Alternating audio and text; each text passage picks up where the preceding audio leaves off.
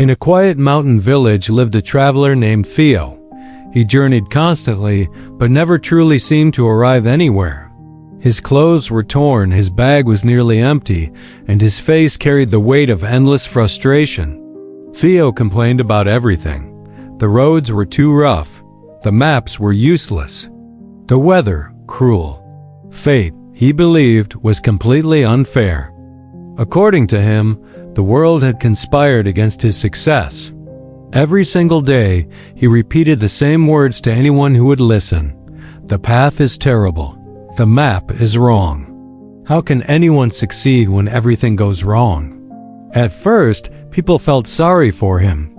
But over time, their sympathy turned to weariness. They noticed something Theo couldn't see. He never prepared for his journeys. He never learned from his mistakes. He only complained and waited for things to change on their own. One cold evening, a violent storm swept through the mountains. Rain fell like needles and thunder shook the very ground. Theo stumbled through the darkness, shivering, hungry, and lost. He had no shelter and no idea where he was. Just as fear began to consume him, he saw a small light glowing through the rain. A tiny house stood on the hillside. With shaking hands, he knocked. An old man opened the door. His face was calm, his voice gentle. "Come in, my friend." Theo stepped into the warmth. The old man gave him dry clothes and a bowl of hot soup. Almost immediately, Theo began complaining. "The storm trapped me. My map failed me again. I have no luck in this world." The old man listened quietly, without interruption. When Theo finally ran out of words, the old man said softly, "Rest tonight. At dawn, I will guide you down the mountain. The path is dangerous, but I know it well." Theo felt grateful but was also curious. "You live alone all the way up here. Do you never get lost?" The old man smiled. "I have walked these paths for many years. I know every stone." That night, Theo couldn't sleep. His past failures replayed in his mind. The old man's words echoed again and again. "I know every stone." At dawn, they began their descent. A thick fog covered everything, and Theo could barely see a few steps ahead. The path was a narrow ledge, sheer mountain wall on one side, and a deep, terrifying cliff on the other. His hands trembled. "This is madness," he said. "We can't see anything." The old man walked calmly, each step steady and sure. "The fog will clear," he said. "Trust the ground beneath your feet." As they walked, Theo's complaints continued. "It's too dangerous. We should stop." Ice now covered the rocks, making them slippery. Suddenly, the old man paused and turned slightly. "Tell me, my friend, what binds you more? The storm outside or the storm within?" Theo was confused. "What do you mean?" "We all carry invisible chains," the old man said. "Some are made of fear. Some are made of blame. Some are made of excuses. These chains are heavier than any real burden." They continued on. The path grew even narrower. Theo's heart pounded in his chest, but he noticed something strange. The old man never hesitated. He never slipped. His feet always found a safe place to land. "How do you know the way so well?" Theo asked, his voice filled with awe. "I have no choice but to know it," the old man replied simply. After hours of tense walking, they finally reached the valley below. The fog lifted and sunlight broke through the clouds. A wave of relief washed over Theo.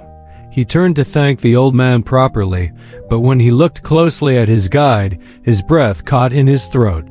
The old man's eyes were white and unfocused. You can't see," Theo whispered. The old man smiled gently. "I have been blind since birth." Theo froze.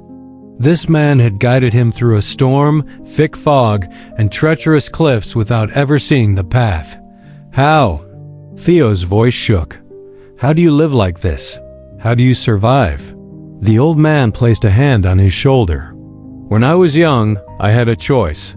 I could complain about the darkness. I could wait for others to carry me. Or I could learn. So I trained my hands to feel the texture of the rock. I trained my ears to hear the echo in the valleys. I trained my feet to remember every step. Every day I walked a little farther. Every day I learned something new. My blindness became my teacher, not my prison. Tears filled Theo's eyes. Shame burned in his chest. The old man spoke one final truth. You have eyes that see, yet you walk blind through life. You blame the path, the map, and fate. But the real blindness is not in your eyes. It is in your choices. The old man turned and walked away, his stick tapping softly on the ground, each step full of confidence. That day changed Theo forever. He returned to the world with a new mind. The complaints stopped. The excuses ended. He began learning, preparing, and practicing every single day. He studied maps carefully. He listened to experienced travelers. When he failed, he learned from his mistakes instead of blaming the world. Over time, Theo became a skilled and respected traveler. His journeys were successful. People from all over began to seek his guidance. Years later, he was known as a man who never lost his way. But he never forgot the blind hermit who saw life more clearly than he ever had with his own two eyes. Sometimes we are like the old Theo. We complain. We blame others. We make excuses. We feel trapped by our circumstances, but the truth is simple. Our excuses are the real blindness. They are the chains that hold us back. The moment we stop blaming and start learning, the path forward begins to appear. One small step today can truly change everything tomorrow. Thanks for watching. If this story resonated with you, consider subscribing for more content that inspires you to find your own path.